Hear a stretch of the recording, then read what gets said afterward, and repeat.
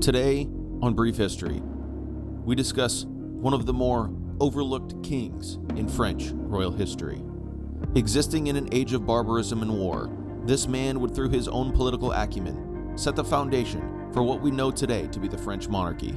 His time as king would see factious rebellions, familial drama, religious alliances, and the destruction of a dynasty of kings who had reigned for centuries.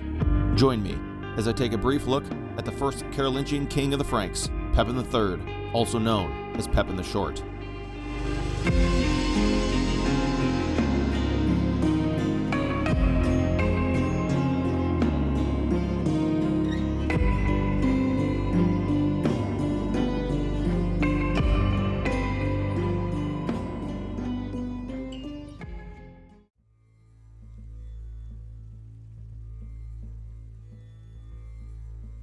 It is believed that Pepin the Short was born in the year 714 AD, although the exact date and location of his birth is unknown.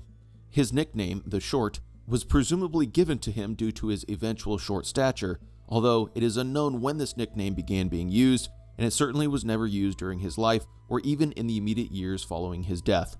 Nevertheless, this nickname has stuck to his name through to the modern day. Pepin was the son of a man named Charles, who would eventually become known as Charles Martel, and his mother was a woman named Rotrud. There is very little that is known of Pepin's early life, but it is important to give a quick overview of the important events in the years and decades leading up to Pepin's birth in order to give some context to the social and political environment that Pepin was born into. After the fall of the Western Roman Empire in the 5th century AD, a group known as the Franks established themselves in the following centuries as a dominant force in the region that had historically been known as Gaul. Gaul made up areas that we would know today to be France, Belgium, Luxembourg, and parts of Switzerland, the Netherlands, and Germany. A group of Franks known as the Salian Franks would come to prominence with the brutal yet successful tactics of a king known as Clovis I, who was part of a royal dynasty of kings that would come to be known as the Merovingians.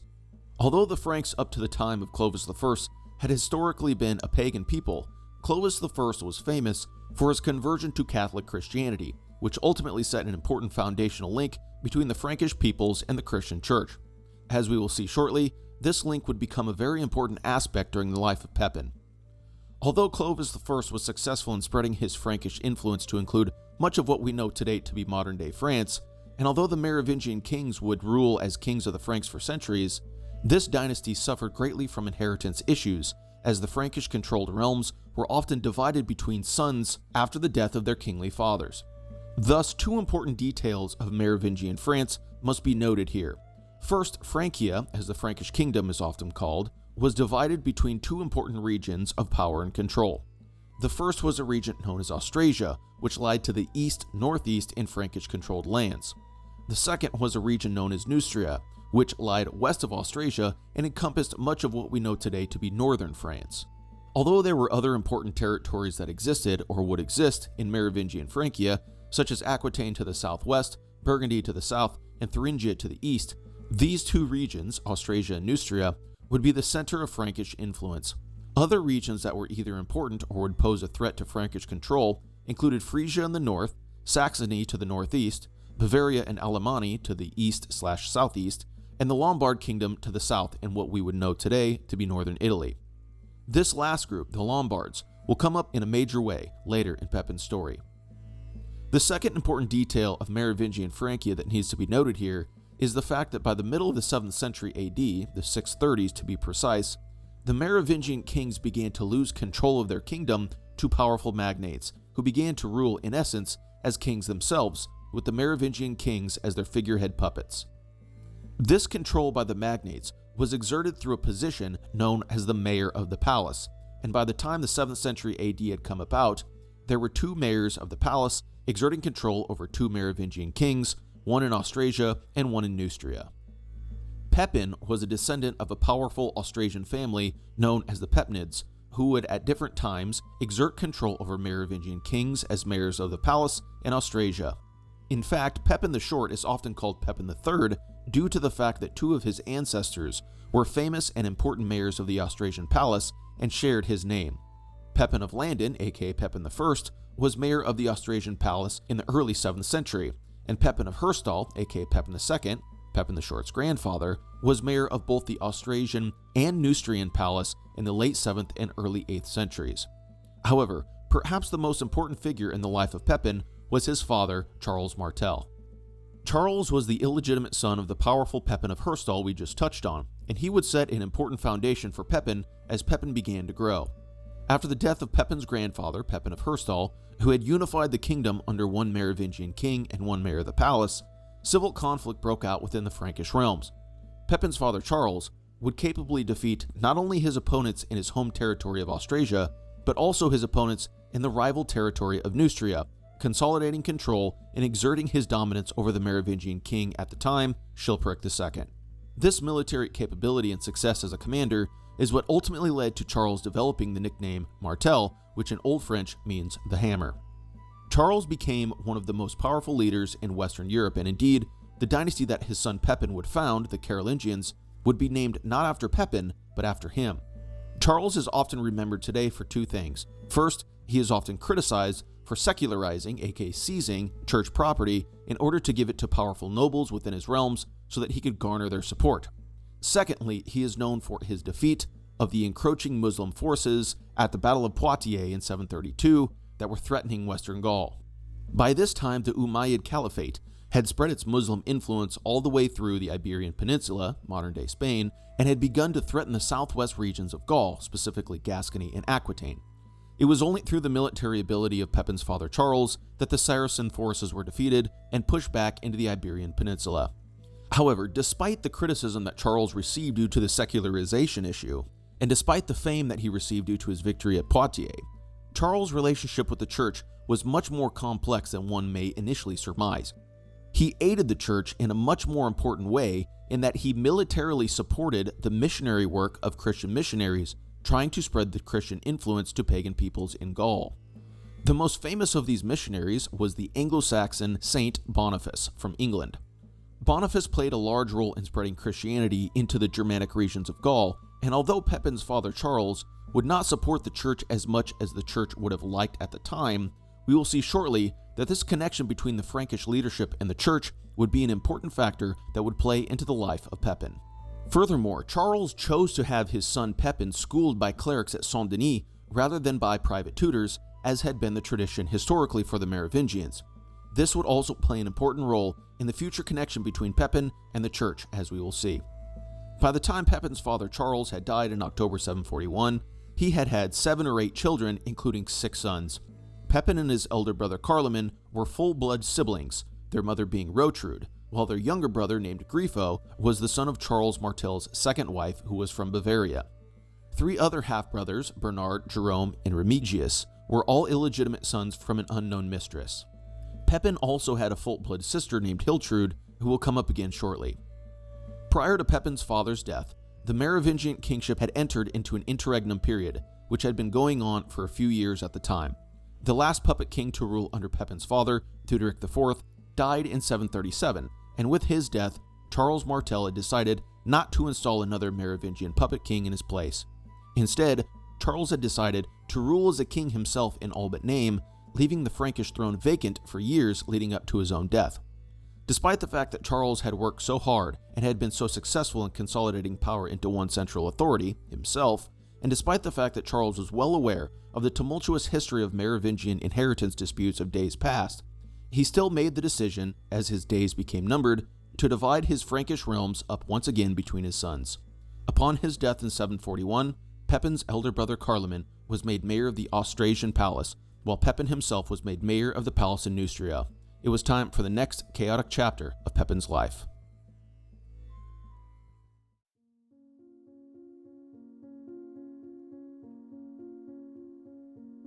By the time that Pepin's father Charles had died, Pepin was approximately 27 years old and in the prime of his life. Unfortunately, the transfer of power into he and his brother's hands would not go smoothly, as Pepin and his elder brother Carloman, as co-mayors of the palace, would experience revolt after revolt, forcing them to confront rebellions in many different areas. For 6 years, the brothers were forced to put down uprisings on multiple fronts, including in Aquitaine, Bavaria, and Alemannia. However, the brothers also experienced problems within their own family, beginning with their younger brother, Grifo. Grifo, being the son of Charles Martel's Bavarian wife, Swanachild, was keen on pushing his claims to be an equal heir with his elder half-brothers. This, of course, was unsurprisingly denied by Pepin and Carloman, and Grifo was imprisoned by his half-brothers for the time being. However, as we will see, this would not be the last of Grifo's subversions. Grifo would also not be the only sibling that caused trouble for his half-brothers. Pepin and Carloman's sister, Hiltrud, fled to Bavaria upon her father's death, and against the wishes of her brothers, married the duke there, a man named Odilo, who would become trouble for Pepin and Carloman in his own right. The first move that Pepin and Carloman made against rebellious vassals took place in Aquitaine to the southwest, where Duke Hunald, who had led an uprising against Charles Martel previously, rose up against Pepin and Carloman. He was defeated twice before finally giving way and retiring to a monastery. His son Wafer took his father's place as Duke of Aquitaine, and will come up again at the end of Pepin's story. The two other groups in the southeast mentioned previously, Bavaria, led by Pepin and Carloman's brother-in-law Odilo, and Alemannia, also known as Swabia, rebelled as well, but were both defeated in time by Pepin and Carloman. With these uprisings, both Pepin and Carloman realized that their control was less airtight than they had thought, and thus they felt it necessary to install another Merovingian puppet king in order to give some semblance of royal authority. We remember that the Frankish throne had been sitting vacant for years, as Pepin and Carloman's father Charles Martel had decided not to replace Theuderic IV after his death in 737. However, both Carloman and Pepin hoped that installing a Merovingian back on the throne would quell any future unrest from rebellious vassal dukes. Thus, they installed a man who would become known as Childeric III on the Frankish throne. He would be the last Merovingian king to ever occupy the throne as king of the Franks. It is here that the relationship between the Franks and the Orthodox Catholic Christian Church begins to play a major role in the events that would unfold not only during the life of Pepin, but for centuries into the future. Both Pepin and Carloman, who we remember had been educated by monks, set about with the help of St. Boniface in reforming the Frankish Christian Church. We remember that Boniface had worked closely with Charles Martel in Frankish-controlled areas to spread the gospel as a missionary to pagan peoples in Germanic regions, while being protected by Martel and the Franks. Boniface had close contacts with the popes in Rome and had, over time, been elevated in importance by said popes. With the strong support of Pepin and Carloman, he set about reforming the Frankish Church, which had by that time declined significantly into a state of degradation. There were no archbishoprics. The bishoprics that existed had no governance or consistency in their practices, and the bishops that were in place were poor moral leaders, being drunkards, fornicators, and men of leisure. Furthermore, these bishops were often ignorant of Latin or liturgical processes, which in the end caused many pagan peoples to revert to some of their pagan practices after sensing the poorly operated conditions of the Christian Church. Thus, Boniface, with the assistance of the newly elected pope in Rome, Pope Zachary, pushed for reform in the church, with Pepin and Carloman aiding greatly in this process. In April 742, Carloman presided over a church council in Austrasia, the so-called Concilium Germanicum, with Pepin following suit in 744 in Neustria. Here, heresies were condemned, and clerics were forced to reform their lives, being forbidden from hunting, engaging in battle, fornicating, or drunkenness. Those clerics or nuns who were found guilty of such actions would henceforth be punished by imprisonment or by losing their positions and titles. The lower-level clerics were tied to the bishoprics, which added a top-down hierarchy of control and consistency that could be easily managed and maintained. Eventually, the liturgy would be reformed as well, although not under the leadership of Boniface, and the Romanized Mass would become the common foundation for liturgical practices moving forward. Furthermore, pagan rituals and practices were forbidden, and an attempt was made to undo some of the resentment caused by the secularization of church property by Charles Martel. The results of this attempt to fix the secularization issue ended up not being ideal for the church, but it was nonetheless at least somewhat of a success. This general reform movement of the Christian church in Francia had a ripple effect throughout the West, with other leaders, including, interestingly, Pope Zachary in Rome, implementing some form of reform in their own right based off the ones implemented by the Franks. However, the installation of archbishoprics in Francia was less successful due to already ensconced powerful families pushing back against the potential loss of their authority in certain churchly respects. This, unfortunately, led to the decline of Boniface's influence with many Frankish peoples, who began distancing themselves from him towards the end of his life. In the end, Boniface ultimately turned his attention once again to missionary work, traveling to Frisia in 754, where he was martyred. Indeed, by this time, Pepin had begun to look towards other important clerics of his day, such as Schrodegang of Metz, but nonetheless, the reform councils held by Pepin and Carloman set an important foundation between the Western Christian Church and the Franks, which would have lasting effects throughout the centuries. Pepin's reign in Neustria had already been wrought with chaos and important foundational events, but this was only the beginning. Soon, Pepin's life was to change drastically.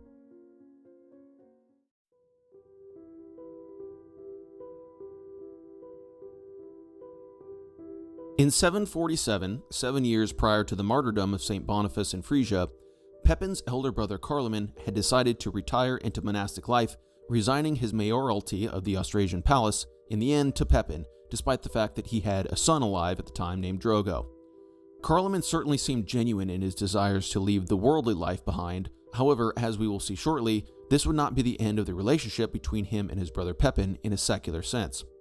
Pepin himself was already married to a woman named Bertrada by this time, and a year after Carloman's retirement, a son would be born to him that would play an incredibly influential role in the future of Western civilization. Although Pepin would have other children, this eldest son would become one of the most important and influential figures in the history of Europe. He was named Charles in honor of Pepin's father, and would go on to be famously remembered as Charlemagne. Despite the influence of Pepin growing greatly after the retirement of his brother, he made a miscalculation in that he felt secure enough at this point to release his half-brother, Grifo, from imprisonment. This was a mistake. Grifo traveled to Saxony and led a Saxon uprising, which was swiftly dealt with by Pepin. Grifo then traveled to the land of he and Pepin's sister, Bavaria, and attempted to take control after the death of Duke Odilo. He hoped to lead yet another uprising against his half-brother, but the Bavarians eventually handed Grifo over to Pepin, with Pepin overseeing the installation of his nephew, Tassilo III, as Duke in Bavaria. This nephew would, in essence, be a ward or puppet duke, if you will, for Pepin in Bavaria, although his regency was, in fact, led by his own mother, Pepin's sister Hiltrud, with powerful Frankish lords overseeing control in the region. Pepin was still not ready to punish his troublesome half-brother Grifo and pardon him for his actions, installing him into a lordship over a multitude of western Neustrian territories so that he could feel that he had some form of control in his father's inheritance. This, however, would not be the end of Grifo's uncooperative and disruptive behavior, as he refused to accept any settlement, however gracious it may be, from his elder half-brother. He fled to Aquitaine in the southwest and was taken in by Duke Wafer, mentioned previously. But Pepin certainly had bigger fish to fry by this time.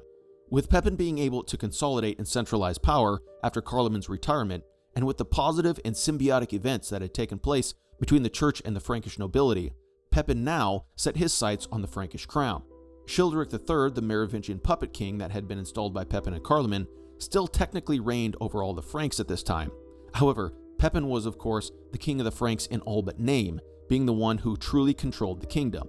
He wanted to be able to throw off the veneer of legitimacy that the Merovingian kings retained, and in order to do this, he looked to none other than Pope Zachary in Rome. The popes in Rome had attempted to cozy up to the Franks in the decades prior due to the political situation that existed in Rome at the time. Rome and the papacy since the 6th century had been subjects to the Byzantine Empire in the east, the Byzantine Empire being a continuation of the Roman Empire after the Western Roman Empire fell in the 5th century. However, a religious divide existed between East and West, and these differences were exacerbated by the iconoclasm controversy that broke out during the reign of the Byzantine Emperor Leo III. In short, this controversy centered around the use of religious images and whether or not it was acceptable to use or venerate them in religious practice.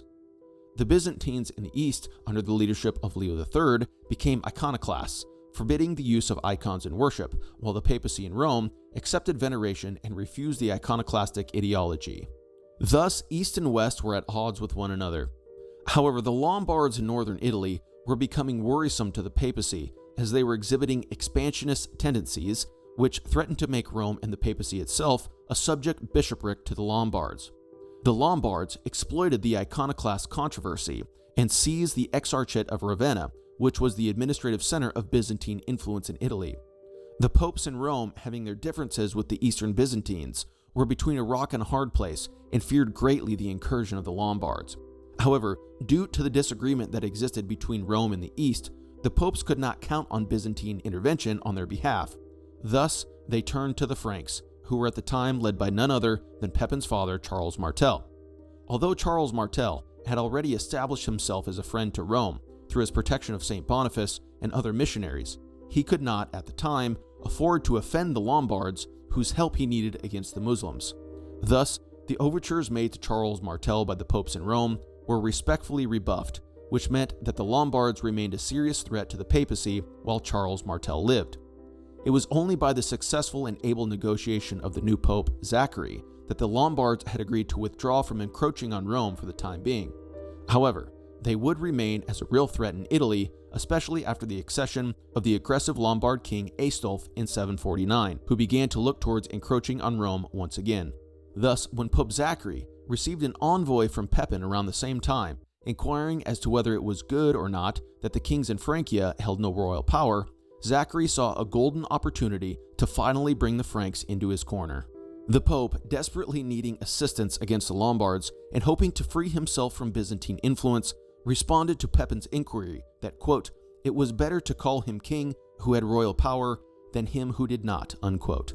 This meant that Pope Zachary was now officially supporting a push for Pepin to become king in his own right, which he hoped would influence Pepin to offer him protection from the Lombards. Pepin, after learning that the Pope had backed his kingly aspirations, assembled his nobility in 751 at Soissons. There, he was elected as the first Carolingian king of the Franks, ushering a new dynasty that would last for over 2 centuries. Childeric III, the young Merovingian puppet king, was sent away to a monastery with his son, where he died 4 years later, the last Merovingian king to ever reign over the Franks. Pepin's election was followed up by a very important event in which Pepin had himself anointed with holy oil by representatives of the church. In fact, Boniface was still alive at this point, and some believe that he may have done the anointing, although this is disputed. This event, a royal anointing, would be a hallmark for future Frankish and French kings, and indeed would be a precursor to the coronation that we know in the modern day. Furthermore, this alliance between the papacy in Rome and the Frankish kings would set the precedent for the long-lasting partnership between Rome and what would eventually become known as the Kingdom of France, which would last, albeit sometimes chaotically, for many centuries. Interestingly, Pepin would actually be anointed 2 times, with his sons being anointed while he lived as well. Pope Zachary died in 752, only a short time after Pepin had become king himself, and he was replaced by Pope Stephen II, who immediately opened up lines of communication with Pepin. Pope Stephen, still concerned by the aggressive moves of the Lombard king Aistulf, crossed the Alps 2 years later in 754 and personally traveled to Gaul, where he and Pepin began negotiations. Pepin initially attempted to negotiate with Aistulf, but these negotiations were ultimately unsuccessful. Interestingly, it is here that Pepin's brother Carloman entered the picture for the last time. Carloman left his monastery at Monte Cassino and attempted to intervene, most likely under the influence of Aistulf himself, in the events that were taking place, hoping to prevent Pepin from moving against the Lombards. Pepin was notified of this and caught up with his brother in Burgundy, having him arrested on the spot. Carloman was thereafter either imprisoned at a monastery or convinced by Pepin to return to a monastery where he lived out the rest of his life out of the public sphere. After the negotiations with the Lombards were unsuccessful, Pepin officially pledged his support to Stephen and the papacy and promised to restore lands that had been encroached upon by the Lombards. With this, Pope Stephen performed yet another anointing of Pepin with his own hands, while also taking the steps of anointing Pepin's 2 sons, 7-year-old Charles and 3-year-old Carloman, so as to not only give legitimacy to Pepin himself, but also to his lineage as well.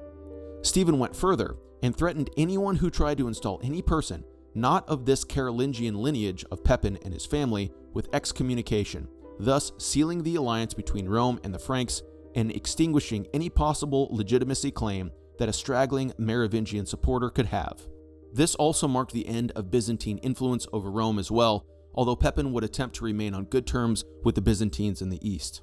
The following year, 755, Pepin held up his end of the bargain, invading Lombardy and forcing Aistulf to submit. The following year, Aistulf resumed his attempts to take Rome, which forced Pepin into yet another Italian campaign. This time, Byzantine envoys contacted Pepin and tried to convince him that the land that he was conquering for Rome was in fact rightfully the emperor's. Pepin did not care and refused to go back on his word to the Pope. Thus, after the Lombard king Aistulf was once again defeated, The so-called donation of Pepin took place, where Pope Stephen was granted the territories promised to him by Pepin years prior, including Ravenna, the former capital of Byzantine influence in that area. This event would mark the beginning of a territory that would eventually become known as the Papal States, which over time would grow papal influence in the temporal realm, leading to the popes playing a crucial role in political events in centuries to come.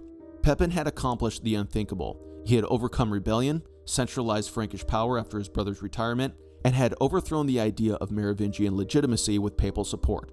It was time for the last chapter of Pepin's already incredible, influential, and important life.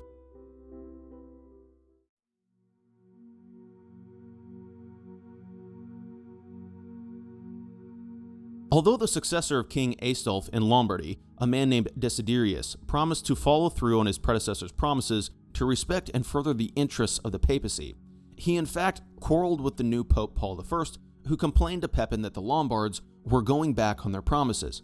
Nonetheless, Pepin refused to intervene in Lombardy a third time due to the fact that he had turned his attention to bringing Aquitaine in the southwest to heal once and for all, a task that his father had failed to complete prior to his death. The Dukes of Aquitaine had long been thorns in the sides of the Merovingian and Carolingian Franks, and in fact, we remember that Pepin had been forced to put down an uprising there after his father's death. Pepin's brother Grifo had also been given refuge there after again resisting Pepin's previous generous attempts to placate him. Over the course of a decade, Pepin warred brutally against Wafer, the Duke of Aquitaine, leaving much death and destruction in its wake. Although Aquitaine was somewhat subdued by Pepin, with Wafer being assassinated in 766, the tension felt by the Aquitaine people towards the Frankish leadership would not soon dissipate. In fact, Pepin's son Charles would be forced to deal with Aquitaine in his own right in the future. Nonetheless, by the time Wafer had been killed and Aquitaine subdued, Pepin was in the last years of his life. In 768, Pepin fell ill and had himself moved to Saint-Denis near Paris, the place where he had been trained by clerics in his youth. Saint-Denis had always held an important role in Merovingian kingship, with many Merovingian kings being buried there prior to Pepin. Indeed, as the first Carolingian king, Pepin continued this sacred tradition, with Saint-Denis ultimately becoming an important burial place for French kings all the way through to the late medieval era. As Pepin inched closer to death, he made one final decision, that being that he decided to once again split the Frankish realms between his two sons, Charles and Carloman, when his death inevitably came. Little did he know the impact that one of these sons would have on the world to come. On September 24th, 768, at 54 years of age, the first Carolingian king of the Franks, Pepin III, died.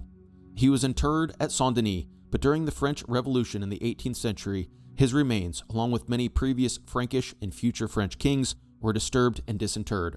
Nonetheless, it is believed that his remains were eventually recovered and reinterred back into an ossuary located in the Basilica of Saint-Denis, where he remains to this day. Recumbent effigies of both Pepin and his wife Bertrada, likely commissioned in the medieval era, exist at Saint-Denis as a representation of Pepin's interment there. The life of Pepin the Short as a Frankish king is an incredible one to reflect upon. From the time he inherited Neustria to the moment of his death, he played an incredibly critical role in the foundation of what would eventually become France and indeed the West as well.